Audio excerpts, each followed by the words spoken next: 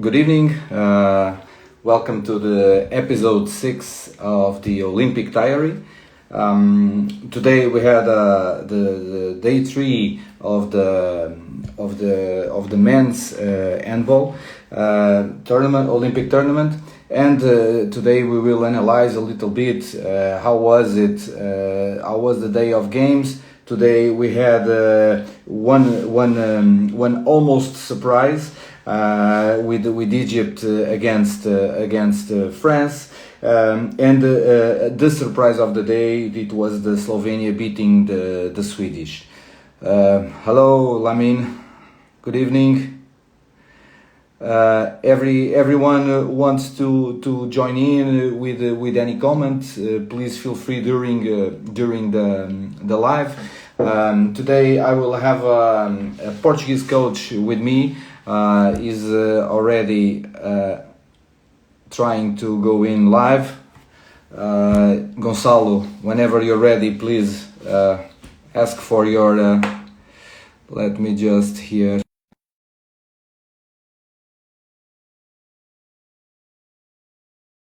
Gonçalo to join. Hello, Andre. Good evening, Portuguese referee. Nice to have you here with us. And Gonçalo, good evening. Hey, Erla, how are you? I'm very good. I'm very good. Today, I always like to welcome my guests, the people that spend a little bit of their time to be here chatting with me. But today is a special day for me to have here Gonçalo. I saw him starting in the courts. And today is the first Portuguese coach that is in the staff of the Bundesliga. Gonçalo is now assistant coach in Gummersbach. Did I say good, Gonçalo? Yeah, Gummersbach. yeah, yeah, Yeah, really good. yeah, yeah. Your Portuguese is very, really My good. German is improving. Gonçalo, before I ask your opinion about today's games, I will just make a review of what happened today. On the first game of the morning, a very thrilling game of Norway beating Hungary on the buzzer. It was a very hard win. Until the 7th, 10th minute, they were drawing, and then Hungary always in front, but in the end, Norway could do it.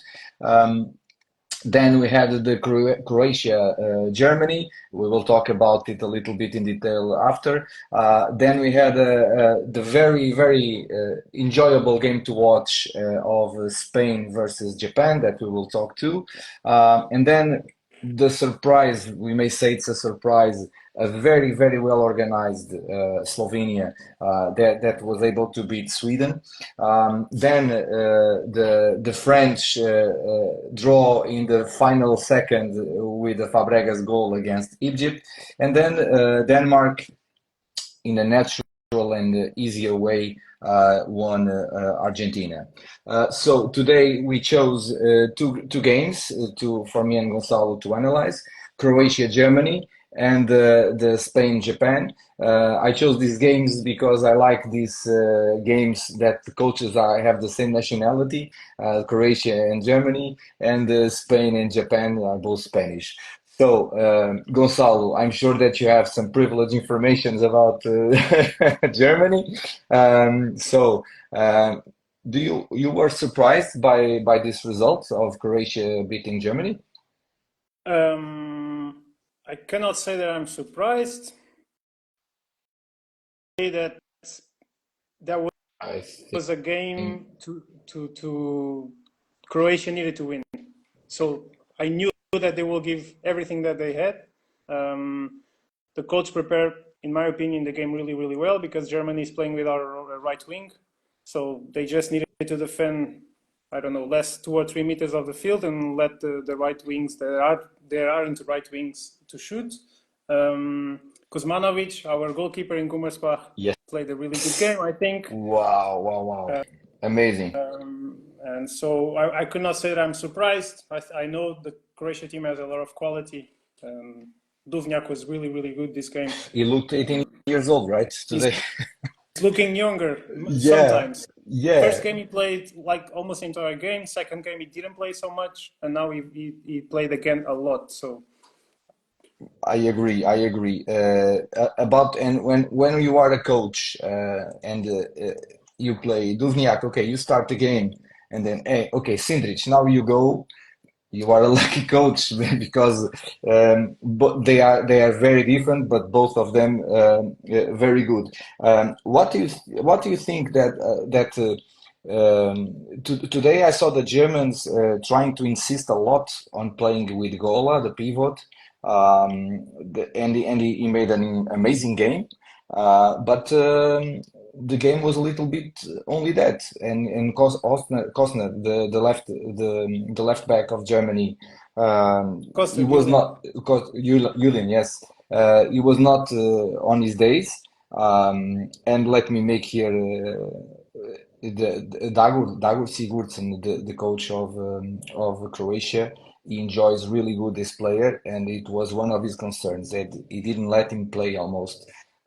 So they were a little bit stopped like that. Why do you think he is not at the level that he presented on the last big competition? I think Croatia prepared the game really well, and they knew what he was going to do. The goalkeeper knew his shots. He's an amazing player. I have the opportunity to work with him already last season. He has one against one for both sides. Was the player with more assists in Bundesliga. He's like a rook left back, but he can also he makes a lot of assists. Yeah, But he didn't come in his flow this game. I think yeah, they prepared the game really, really well. So, like I said, they defended much more on the left side of the field. They left the right wing to shoot. That means less room to play. They were really defensive, I think. They played a really defensive 6-0 more than usual. yeah. They allow everyone to shoot except Julian. Yes. So when Julian had the ball, they came up a little bit more. But they And were and really and, and compact Knorr, and big. yeah, and Knorr, they allow him to shoot on the side, on the red zone Yeah, shooting. They allow exactly. him to shoot on the middle. They were always trying to But that. Knorr likes to shoot a little bit more from 8 meters, so he only has had contact from there. They were giving contact and good block. The guys on the middle are really strong. Yeah, They play good and defense. and We cannot forget that 19 players on this game, 19 are Bundesliga players, so they know each other yeah. really well. They know exactly what Julian is doing.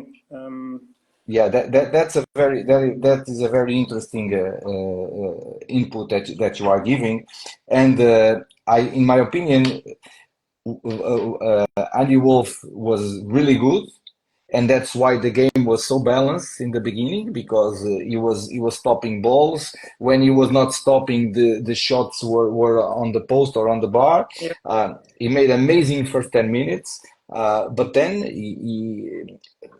okay, amazing first half, let's say, with 8 saves, 7 saves at the first half, but then he only made one save on the second half.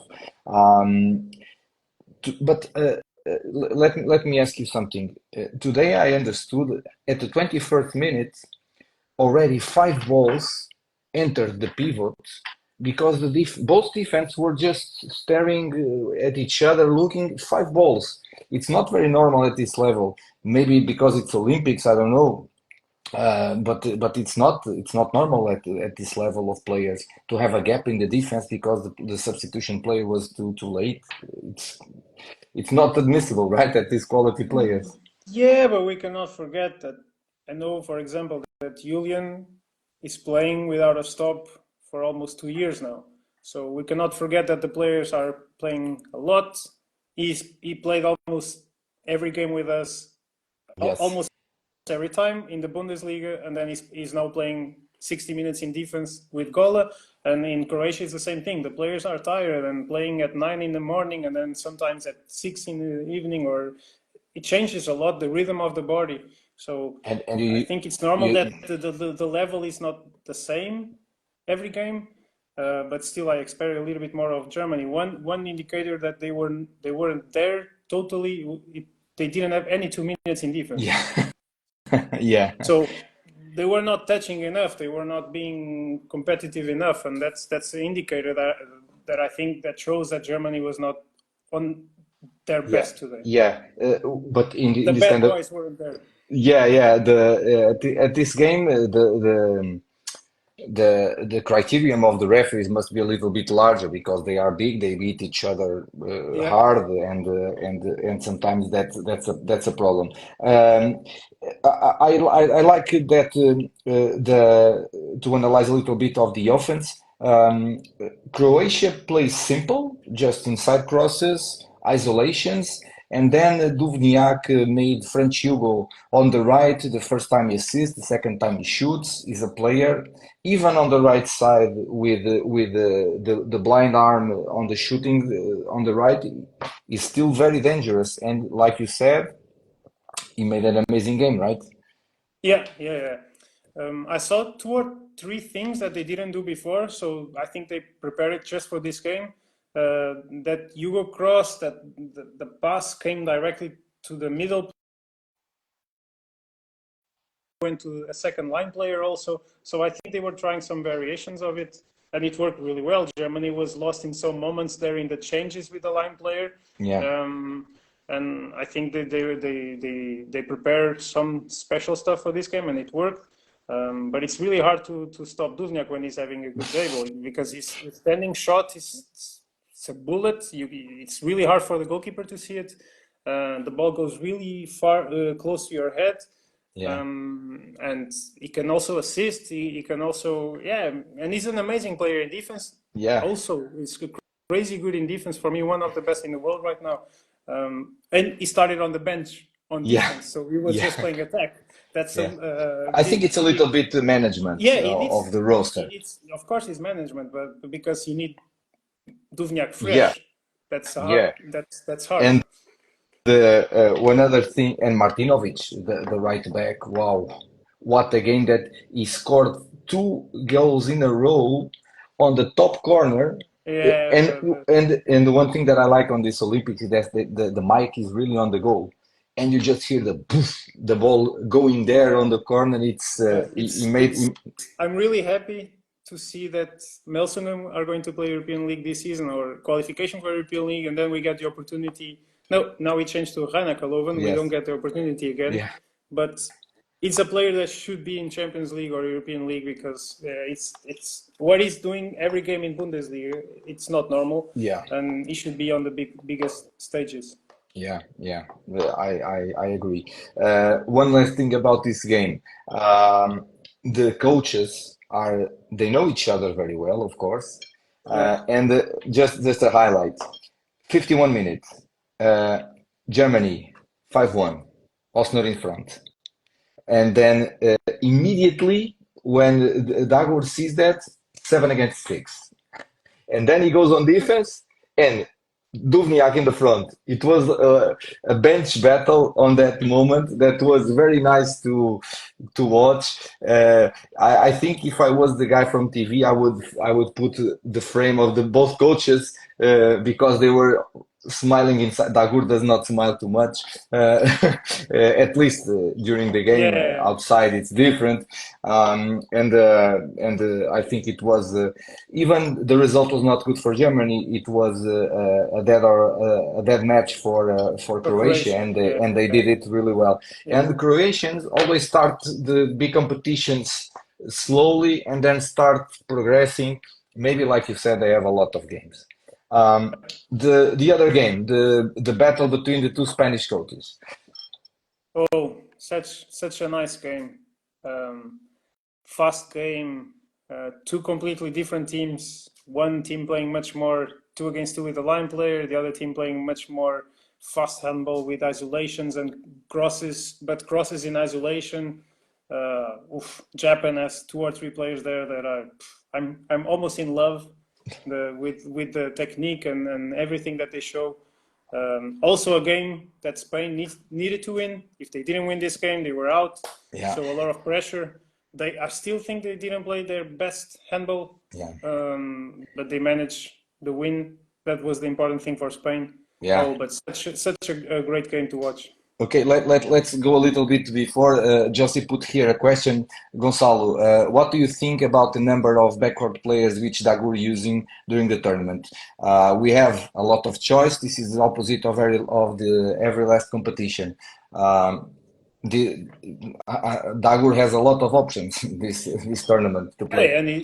and he had Karasic, and there is not there, and he had other players that could be there, and they aren't there. So Croatia, everyone knows, it's a handball country. They have so many good players, but this season, right now, they have a lot of players in top form, and they aren't injured, and that brings a lot of choices for Dagur. Um, Yeah.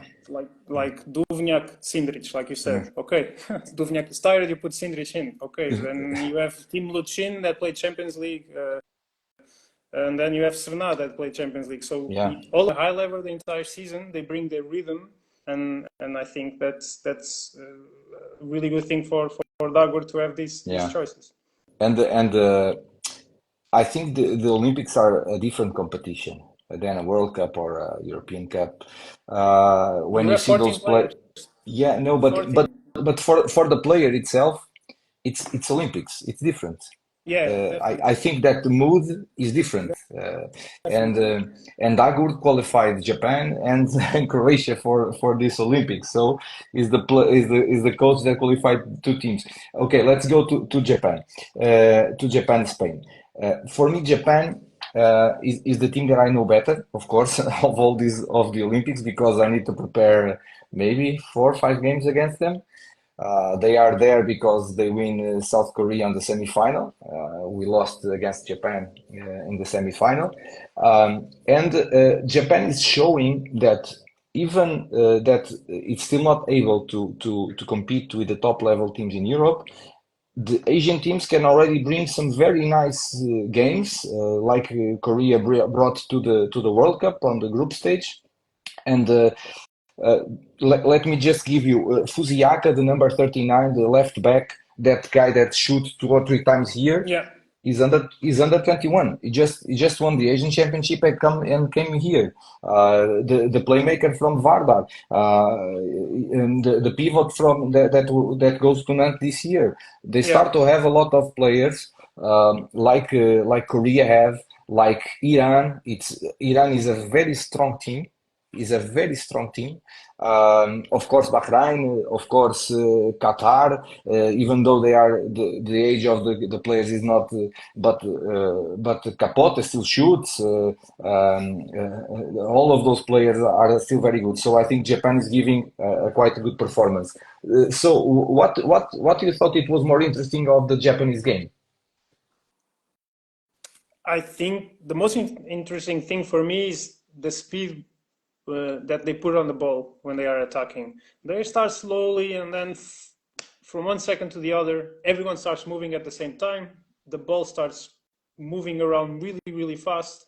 They have great capacity in technique. They can pass the ball and shoot from every position. And now they have, I think, a better line player, so they can pass much more often to him because he can hold the blocks and he can break the defense a little bit more. And another thing is the defense. They are small, but they try to move a lot to put a lot of how do you say in English, these pressures from Yeah, the side, diagonal diagonal pressure. pressures. They try to help a lot, to move a lot, to create mistakes on the other team. But still, I think in this level, you need to have some kilos and some more height, and that showed today. They suffered 37 goals because Yeah, Spain was physically with the line yeah. players. They were just killing Japan. Yeah, Korea had the same problem in the World Cup against Hungary. Yeah, It was not how do you play defense against both? Baniri, Not against both, Baniri, by India. Yeah. but yeah, it's hard. And I think that all non-European teams, one thing that they need to improve is goalkeeping. Except Egypt, of course, they are Yeah. in another level. The goalkeeping is mind-blowing, the difference.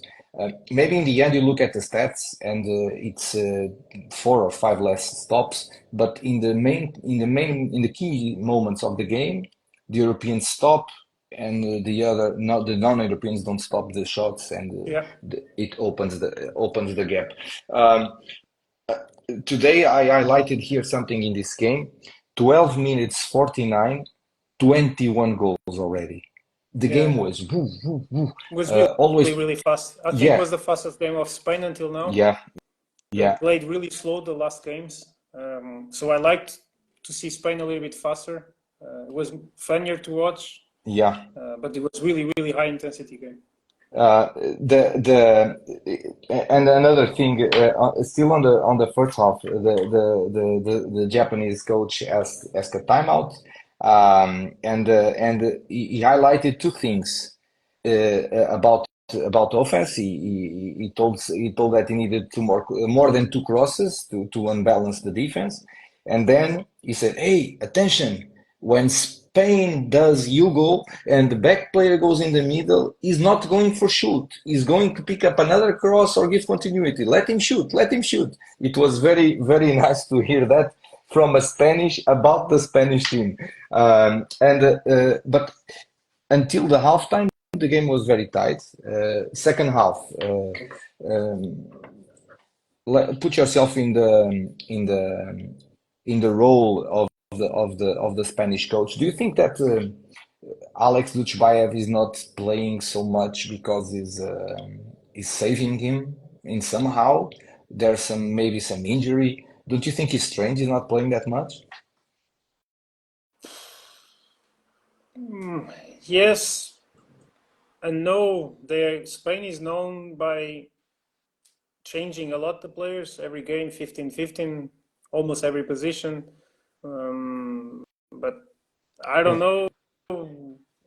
Alex could decide a game alone, yeah, and I think he's trying to manage. Maybe something happens there. Maybe he has a small injury or something.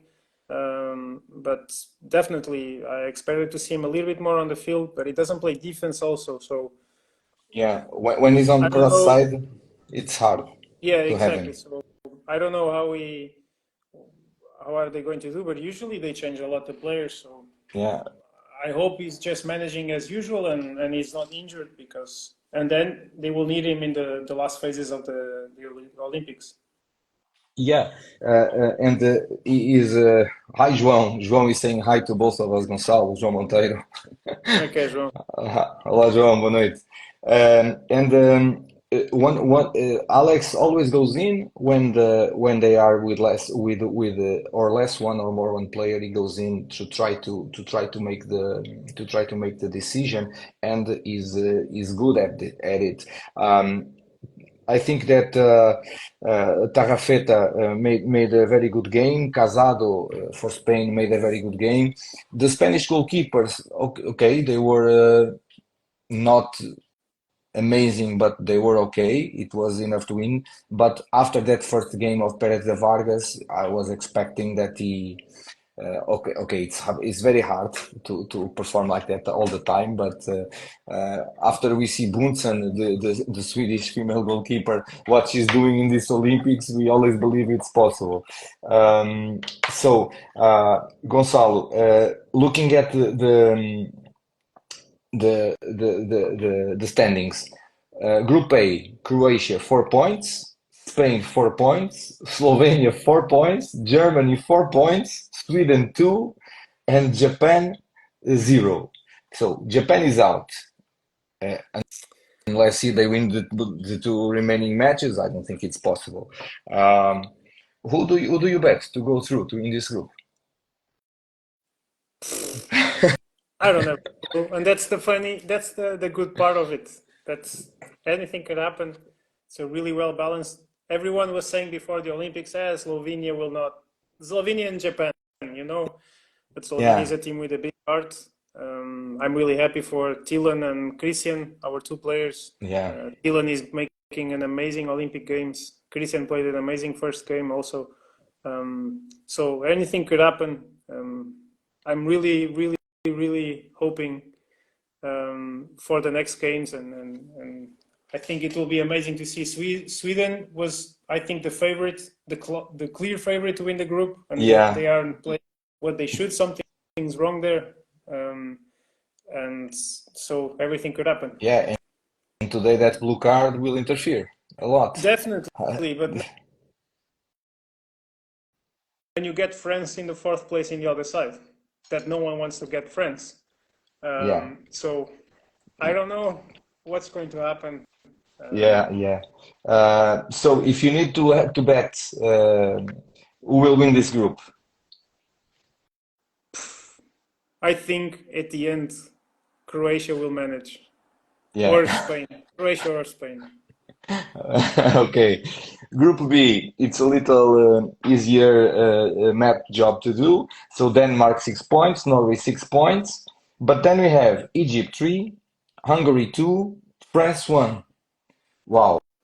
Yeah, I think Egypt and France will make it, Yeah, and Hungary will be out. yeah. Let's But see. But Denmark is playing amazing handball. They are there, dominating. yeah. Gitzel does what he wants every game. No one can stop him. Yeah, it's incredible.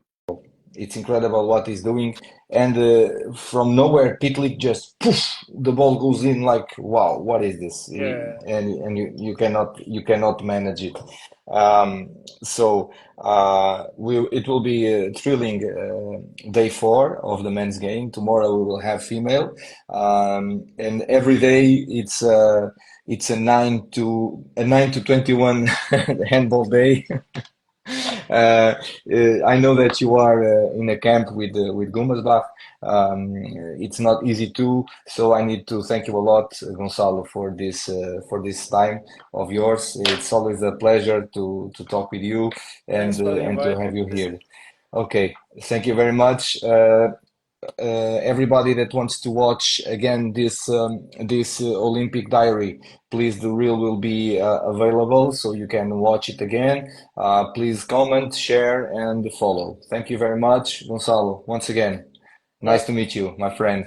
See ciao, you. ciao. Tchau, um abraço.